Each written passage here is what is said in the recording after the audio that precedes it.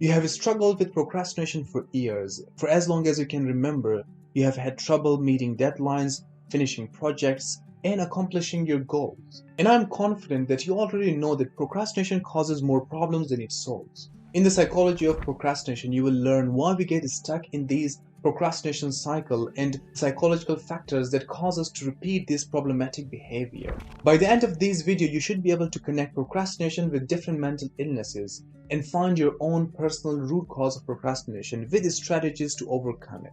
This is the third of 4 book summaries that I plan to share with you on procrastination and how you can overcome it. If you're suffering from procrastination, join me on this journey and stay tuned every Monday for a new book summary. Now let me share the key takeaways from this book without any further ado.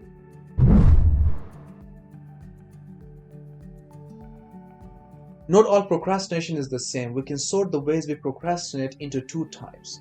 Passive procrastination is when you mean to get started on something but you keep putting it off. If you find yourself repeatedly thinking that I will do it after I finish this, then you might be engaging in passive procrastination. For example, I will watch this episode, then I will clean the room.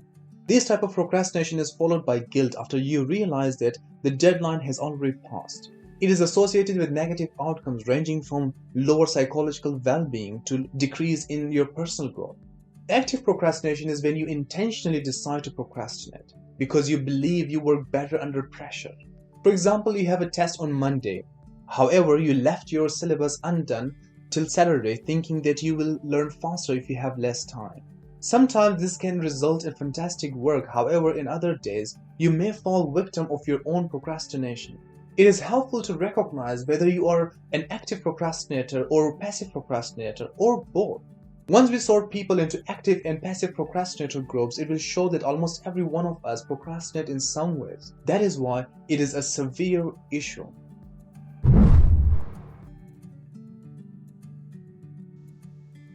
Psychologists have examined how procrastination relates to personality traits and mental health conditions. For hundreds of years, people mistakenly believed procrastination was told just failing in doing things that are not in our control. Science has now proven that it is a complex psychological condition and it is treatable. 94% of procrastinators report that procrastination hurts their happiness. These ultimately contributes to self-blame, self-criticism, depression, and anxiety. This negative impact created by procrastinating results in stress, impacting your immunity and disrupting your body's health. For example, procrastinating your sleep time will result in contributing to insomnia. You might find yourself waiting for the perfect time to perform a specific task, but the question is, when exactly is that perfect time? It should be when we are not tired, we are motivated, and we don't have anything else going on. But it is not realistic. This is because perfect time is just like a unicorn. It doesn't really exist. For example, you have downloaded all the videos for the cardio workout, but you're waiting for the perfect time to start following them. In reality, you have to take out the time to perform cardio since there is no ideal time. The chaos of everyday life will keep on going and will never stop. When you procrastinate, the people related to you also suffer. Your coworkers suffer when you don't respond to a particular email in a specific time, due to which their work also gets impacted. Your partner suffers when you don't do your part of daily chores. Your children suffer when your mental frustration keeps you away from spending quality time with them. We are all connected in some ways. Every instance of procrastination will affect someone who loves you, who lives with you, or who works with you. Let me be honest with you, all the strategies shared in the previous videos and in this video are not quick fixes. The truth is, it is a daily struggle between procrastination and you. That is why overcoming procrastination is not a one-day thing. It takes time. According to current research, it takes between 18 to 254 days to make a new habit, with about 66 days being the average. Those 66 days are of strong, consistent, and daily effort. To fix problems, you have to focus on the root first. For instance, if your eyes are watery, it is helpful to know if it is because of a seasonal infection or because you touched your eye while cutting a hot chili. Only then would you be able to see if you should visit a doctor or be careful while cutting the chili next time. The same is true with procrastination. We can only figure out what is helpful when we address what is actually causing it.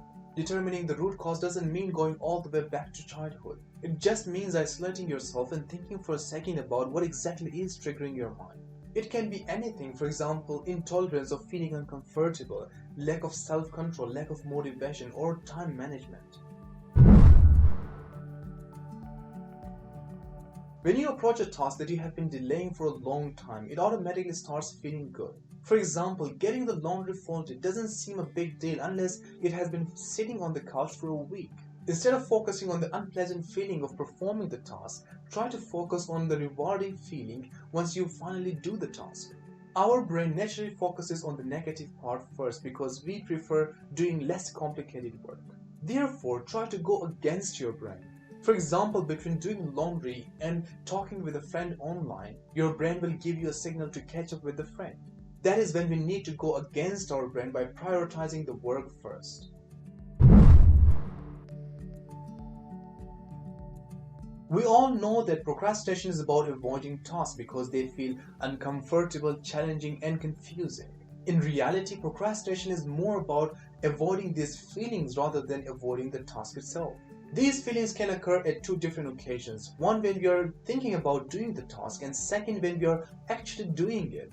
In other words, rather than avoiding the task, you are preventing from taking the decision to start doing the task. Postponing the decisions means you avoid taking the responsibility of the decision and the after effects. You might also fear making the wrong decision, and that is why you prefer to take shortcut.